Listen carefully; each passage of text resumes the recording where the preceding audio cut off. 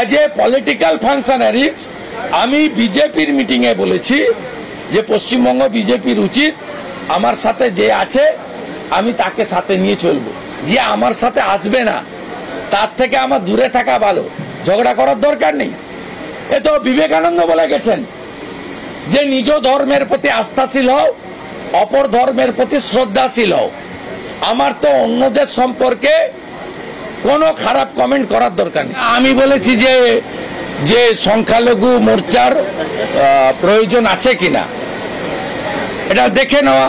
রাষ্ট্রবাদী মুসলিম যারা বিজেপি করেন, মাহফুজা খাতুন থেকে মোহাম্মদ আলী, বা আমাদের যারা সংখ্যালঘু মোর্চার চেয়ারম্যান আছেন চার্লস নন্দী থেকে অন্যরা, তারা বিজেপির কার্যকর্তা হিসেবে কাজ করবে।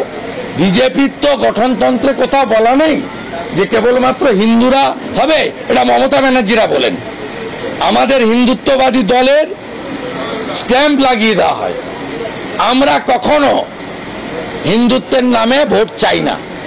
আমরা সব সময় বিকাশের নামে, বিকশিত ভারতের নামে, রাষ্ট্রবাদের নামে ভোট চাই। তাই আমি আমার কনসেপ্টে বলেছি যে সংখ্যালঘু মোর্চার যারা নেতৃত্ব আছেন তাদের কতটা সংখ্যালঘু মোর্চা খুলে রাখার দরকার আছে এটা নিয়ে ভাবা উচিত, এবং যারা রাষ্ট্রবাদী মুসলিম আছে তাদের প্রয়োজন হলে পার্টির মূল মেন স্ট্রিমে কাজ করানো যেতে পারে, কোনো অসুবিধা নেই। বিজেপি কখনো কোনো একটা ইন্ডিভিজুয়াল কাস্ট, কমিউনিটি, রিলিজিয়ানকে নিয়ে মেম্বারশিপ দেয় না।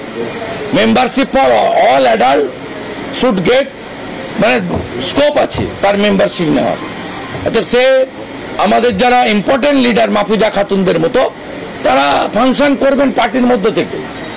এবং আমাকে আমাদের যা ইন্টারনাল আলোচনা হয়েছে প্রপার ফোরামে দল গণতন্ত্র হত্যার প্রতিবাদে এবং জনবিরোধী নীতির বিরুদ্ধে দল কর্মসূচি শীঘ্রই ঘোষণা করবে। আজকের হয়তো মিটিংয়ের শেষে হতে পারে, নইলে দলের স্পোক্সপারসন বা দলের প্রেসিডেন্ট জানিয়ে দেবে।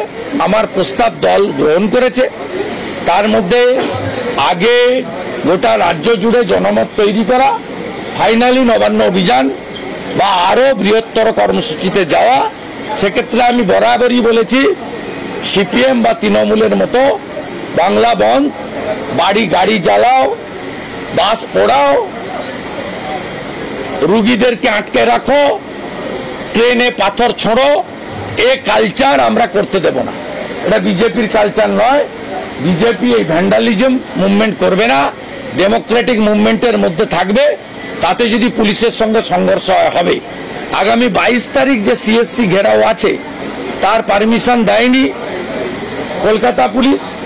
আগামীকাল নর্থ ক্যালকাটা বিজেপির প্রেসিডেন্ট তিনি কোর্টে মুভ করবেন পারমিশন আদায় করার জন্য।